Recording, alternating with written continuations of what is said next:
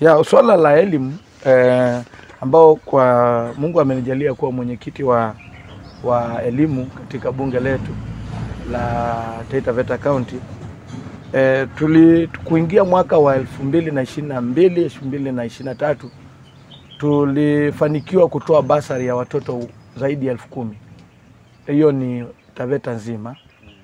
Asijataja Taita Taveta nzima, lakini Taita Taveta nzima tuliweza kutoa basari za milioni 5 milioni 5 kila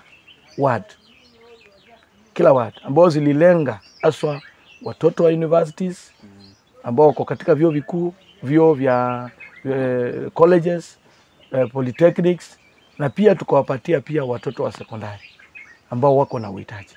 Pia tuliweza kuchukua watoto 5 kila ward kupitia, na nasema hili ni kwa sababu sisi upendekeza. Hiyo ninasema hilo kwa sababu sitaki nitoke nje. Katika oversight yangu yetu kama waheshimiwa, kama MCS, tuli oversight hiyo ikitendeka. Tulipoingia tu kwamba basari ambayo ilikuwa ipatikane, wananchi wanaweza kushuhudia tuliwapatia basari. Tulitoa milioni 5 kila watu na ikafikia walengwa vizuri. Tukaenda mwaka wa 2023 2024 2024 tuliweza pia kutoa basari. Tuliipandisha kutoka 5,000 mpaka tukafika 10,000. Kwa sababu ya kuona ule uhitaji, tuliweza kutoa milioni 10 kila ward, ama kila eneo bunge ndogo la ward. Tuko pamoja. Kwa hivyo ikawa hizo basari tulizitoa vizuri na wananchi wanaweza kukubali. Ambao basari moja ilienda ikaruka, ikawa haikutoka kwa wakati unaostahili. Lakini kwa sababu ya msukumo, the executive ikaja ikatoa hiyo basari mwaka wa 2024 2025, ambao ilikuwa ni milioni 70. Tukamalizia hiyo deni. Tumalizia hiyo deni, tukawa tumeruka, tutengeneza ile inaitwa kutengeneza kile kinaitwa balance carry forward ya hiyo basari. So ikawa imemenya tayari basari ya mwaka huu 2024 2025 ikaenda kubaki milioni 130. Nataka kutoa watu katika mawazo ya kwamba zilikuwa milioni 200. Ni kusema ukweli ambayo iko katika records ni milioni 130. Tuko pamoja. Hizo 130 tulipokuwa tumeandaa kutoa milioni 5 kwanza kama awamu ya kwanza katika kila ward, tukapata changamoto kutoka kwa mtu anaitwa control budget, ambaye ndiye huyu ndiye msimamizi mkuu wa mambo ya mabajeti na pesa Kenya zima.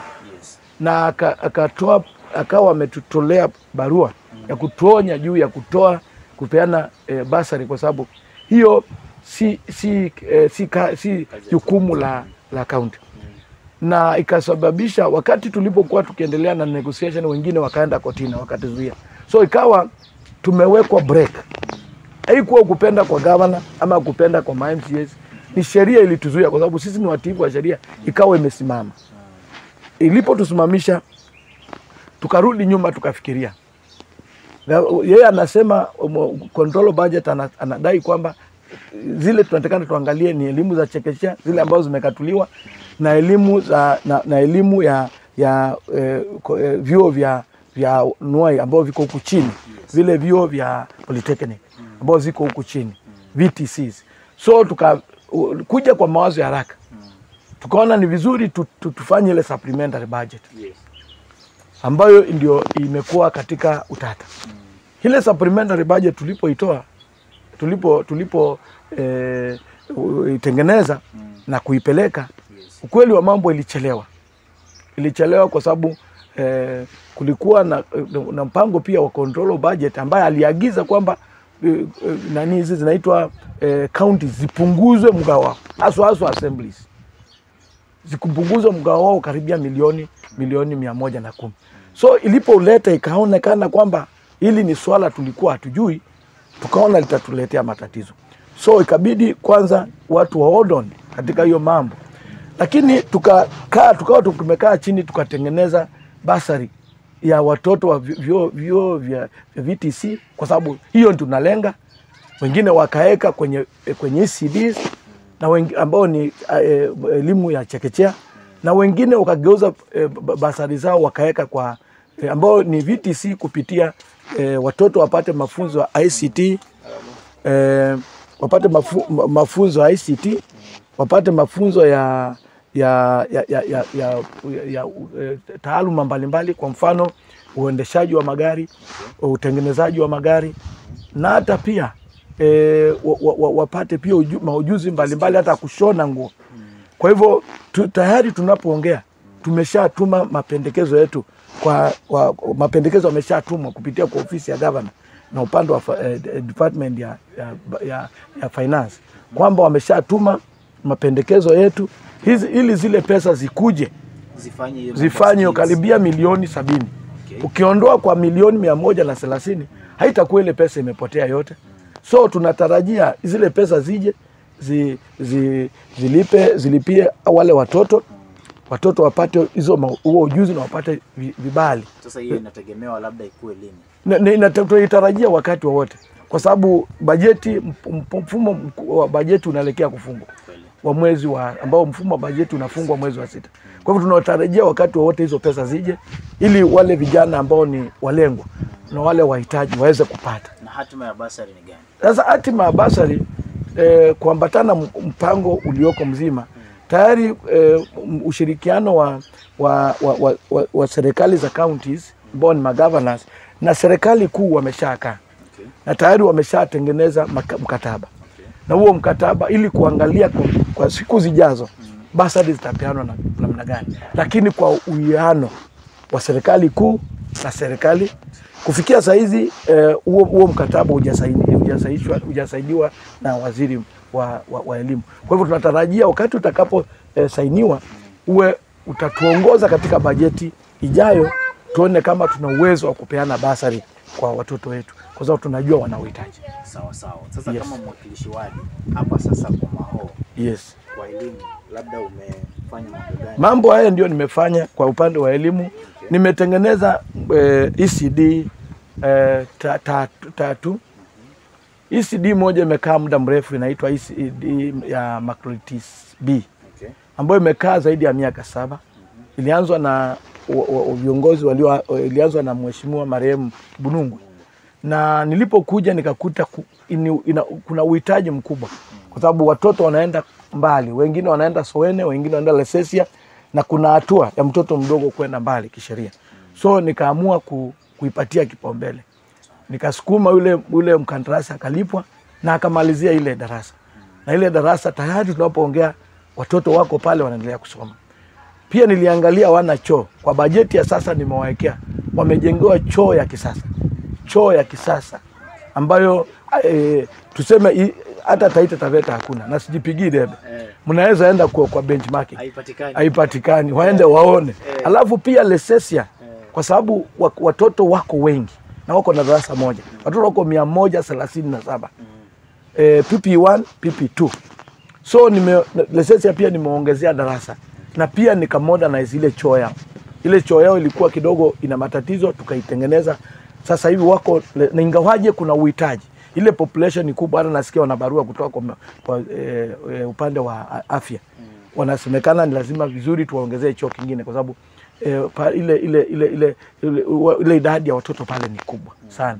Kwa sababu saa hizi tunapoongea pipi juzi nikipata habari kutoka mwalimu mkuu, aliniambia watoto wako PP1 wako karibia 71. Hilo darasa ni kubwa. So ninatarajia tunapoendelea niwaongeze darasa lingine, na pia niwaongeze niwaongeze choo ili wawe wana uwezo wa kuendelea vizuri. Pia kuna darasa lingine lilikuwa limekaa muda mrefu. Hata wakati tulikuwa na michezo 2023 2024 pale Kasokoni, kuna darasa lilikuwa limeachwa kwa muda, naitwa Nakuto ECD. Ile darasa tayari imeshakamilika na watoto wanatumia. Kwa hivyo kufikia saa hizi nina darasa akisha ziko zinafanya kazi madarasa 3 waliojengwa kisasa. Na pia niliweza kukaa na nikawekea bajeti ya mwaka wa 2023-24, nikawekea bajeti ya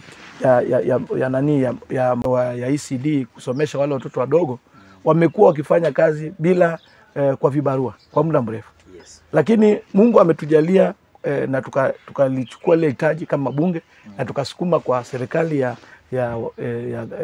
daktari wa kujaa na ambayo ni Taita Taveta County, na wakaweza kuletwa katika ule mfumo wa ajira ya kudumu. Sasa hizi tunapoongea wako katika PNP. Na tayari tuko katika mdahalo na kuangalia kama itapatikana pesa pia waweko katika bajeti waweze kuanza kupewa kuinuliwa kifedha haswa malipo yao kupitia elimu yao. Inaitwa career progression. Angalau tuweze kuona kama mtu aweze kulipwa kuambatana na kiwango chake cha elimu. Kwa hivyo mpango mzima unaendelea. Tukiona tukijaribu kuangalia kama unaweza kutekelezwa, kama kutakuwa na uwezekano wa fedha kutekelezwa kwa kipindi kijacho. Asante. Yes. Sasa katika hili swala la elimu, yes, naamini beneficiary ni yule mmoja, yes, mwanafunzi wa Maho. Yes. Na wakati mheshimiwa MCA anafanya bidii zake, beneficiary ni yule mtoto. Yes. Wakati mheshimiwa rais, mheshimiwa gavana, mheshimiwa mbunge anafanya, beneficiary ni yule mtoto.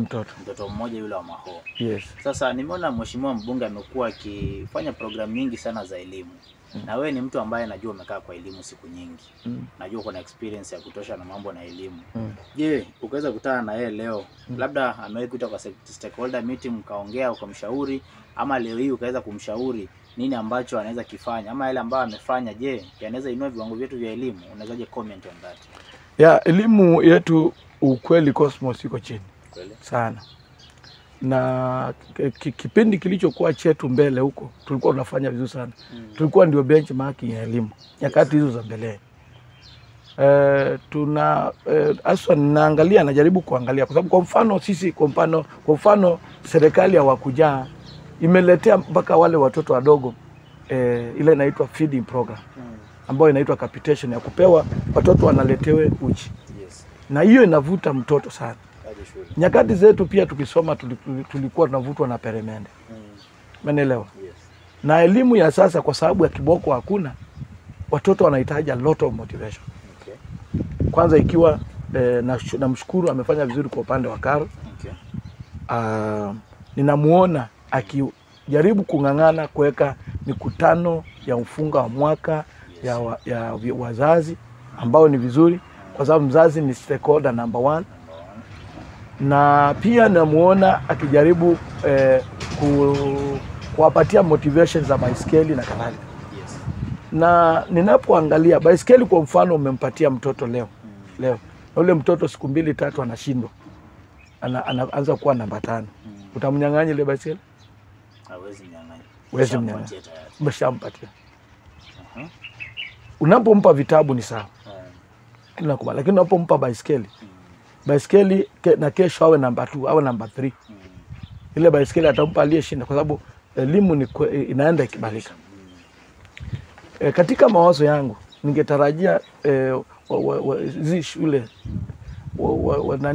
ziwepewe chakula ya kutosha. Hiyo ikiwa moja. Watoto walipiwe karo ya kutosha. Na wakipiliwa karo, mwalimu apewe motivation. Yes. Zile shule zinazofanya vizuri, moja ikiwa ni Kenyatta School. Yes. Mahali unasoma. Ile mahali nilisomea mimi. Na yeye pia alisomea. Pale. Ana uwezo wa kueleza ile shule inafanya nini na kiwango chake kinafanya nini. Ni kwa sababu hata ukienda hata Marigas, hata Buragas, hiyo sehemu ya mwalimu kuwa motivated ni muhimu sana.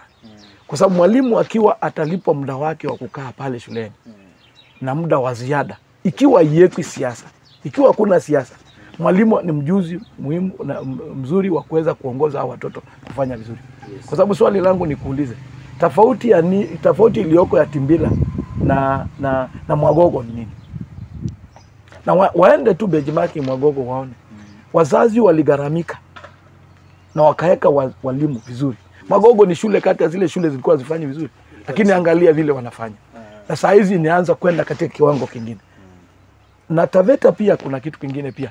Watoto wetu ile conduct ya mtoto na mzazi wake na motisha ya elimu iko chini. Nyakati zetu tulikuwa naona kuna low motivation ya vijana wetu katika elimu. Hasa na inatoka nyumbani. Kwa sababu kwa mfano nataka kutoa mfano wa Makueni. Na hasa other areas like juzi nilikuwa naangalia vijana walikuwa wanajionyesha katika mtandao wa TikTok. Vijana wa Kagumo High School, zile shule za Mount Kenya za Mlima. Hiyo inakupa picha kuona viongozi wanaokuja ni watu wa aina gani. Kwamba unasikia wanasema sisi ni Kagumo na tunapeana hii kipaza sauti kwa shule nyingine, zile shule za Njiri, what unawaona. Hiyo inakuprepare kujua je Taita Taveta tuko namna gani. Na la muhimu kabisa ni hawa watoto kuongeleshwa kuanzia nyumbani.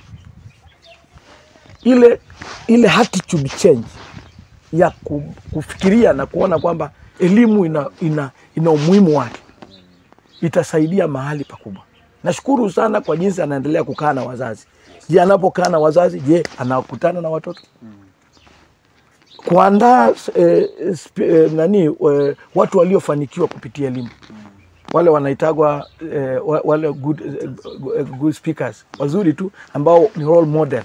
Wanakuja kuongea. Na hiyo ndio inafanyika Starehe, inafanyika Kenyatta High School, wanakuja na modern way of learning ambayo inatakikana iletwe katika zile mashule. Na siasa kuondolewa mashuleni. Tutakuwa tunaenda vizuri.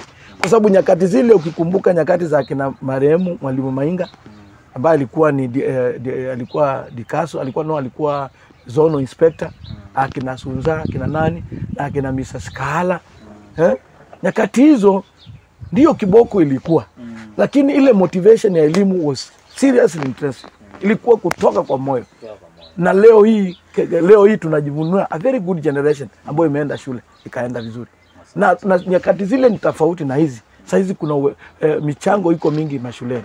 Kwa mfano kuna basari zinakuja kutoka kwa serikali, zingine zinatoka kwa mbunge. Kwa hivyo wako na nafasi nzuri ya kufanya vizuri. Sioni sababu yoyote watoto wetu wataveta kutofanya vizuri. Ingine pia ni shule, ninashukuru. Ukienda Taita shule ziko karibu.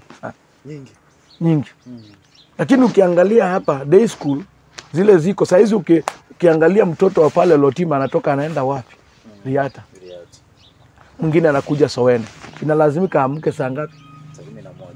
Ina demoralize.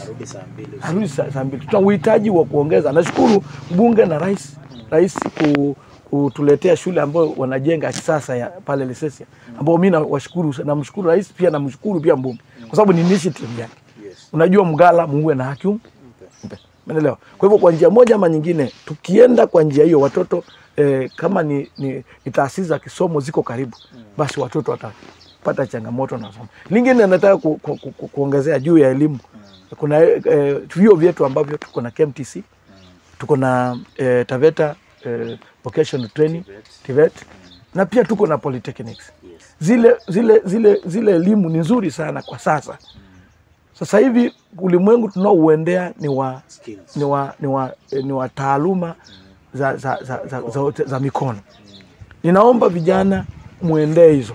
Hata kama uko na kazi yako unafanya bodaboda, andikisha miaka 2. Nenda tu uandikishe masaa 2. Ile part time. Una uwezo wa kusoma. Wewe msichana ambaye kwa mfano huku hujaliwa kuendelea zaidi, una uwezo wa kusoma. Na nataka kuwaambia kwamba watoto wetu wana nafasi ya kusoma. Sasa hii tunajaribu kukumbuka kama tungekuwa na uwezo wa kurudi darasani. Baadhi ya wazazi wanauliza hivyo. Watoto vijana wachangamkie elimu.